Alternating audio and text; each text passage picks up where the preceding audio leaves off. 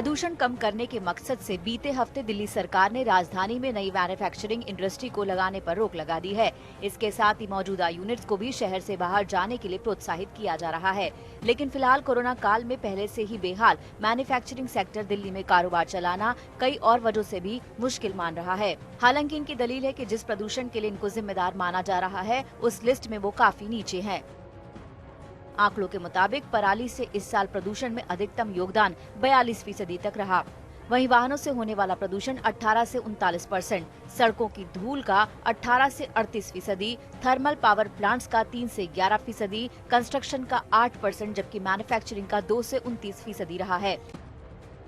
इन आंकड़ों के आधार पर तो पॉल्यूशन में मैन्युफैक्चरिंग सेक्टर खुद को औरों से बेहतर बता रहा है, लेकिन मुश्किल केवल इतनी नहीं है। दरअसल इस वक्त सरकार को जहां उद्योगों को राहत देने की जरूरत थी, वहां पर दिल्ली में मैन्युफैक्चरिंग इंडस्ट्री टैक्स के बोझ से परेशान है।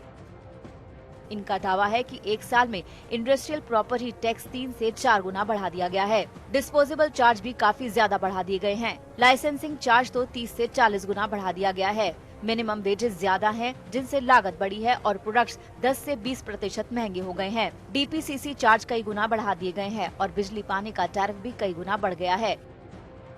जानकारों का कहना है कि एमसीडी और दिल्ली सरकार की नीतियां कारखानों को बढ़ावा देने की जगह उन्हें बंद करने पर तुली हैं।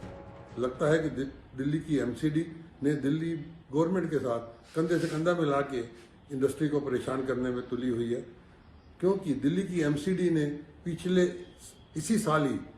साल के मुकाबले में प्रॉपर्टी टैक्स दिल्ली की इंडस्ट्रियल प्रॉपर्टी का 3 से 4 गुना बढ़ा दिया है, जो कि पहले ही ज्यादा था। अब 3 से 4 गुना बढ़ाना तो दिल्ली की इंडस्ट्री कितनी अनवायबल हो जाएगी। जो उसके बाद दिल्ली में जो disposable charges, waste and water disposable charges हैं, ये भी दिल्ली एमसीडी ने बहुत बढ़ा दिया है कई गुना।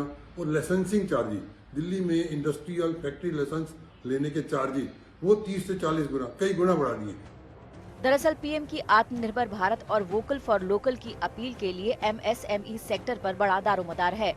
खासकर त्योहारों के सीजन में तो इन दोनों ही मुहिमों को पीएम लगातार हर मंच पर दोहरा रहे हैं। Vocal for local, vocal for local. MSME sector का कहना है कि दिल्ली में इन दोनों ही मोर्चों पर इंडस्ट्री को कोई राहत नहीं दी जा रही है। मिनिस्टर का लोकल फॉर वोकल का स्लोगन देना और आत्मनिर्भर बनाना देश को इस वक्त बहुत जरूरी था। कोरोना काल में ये देश के लिए जितना आवश्यक था, लेकिन दिल्ली की सरकार और दिल्ली एमसीडी इसके विपरीत कदम उठा रही है। दिल्ली की इंडस्ट्री पहले ही कोरोना काल में बहुत बुरे दौर से गुजर रही थी, लेकिन इसके बावजूद दिल्ली सरकार ने ऐसे स्टेप उठाए हैं जिससे कि दिल्ली इंडस्ट्री टोटली बंद होने के कगार पे खड़ी है। हालांकि दिल्ली की प्रदूषण समेत बाकी समस्याओं को देखते हुए दिल्ली और पड़ोसी राज्यों को मिलकर एनसीआर के लिए नई नीतियां बनानी चाहिए। इससे इंडस्ट्री भी फलती फूलती रहेगी और इससे जुड़ी समस्याओं का भी समाधान खोजा जा सकेगा।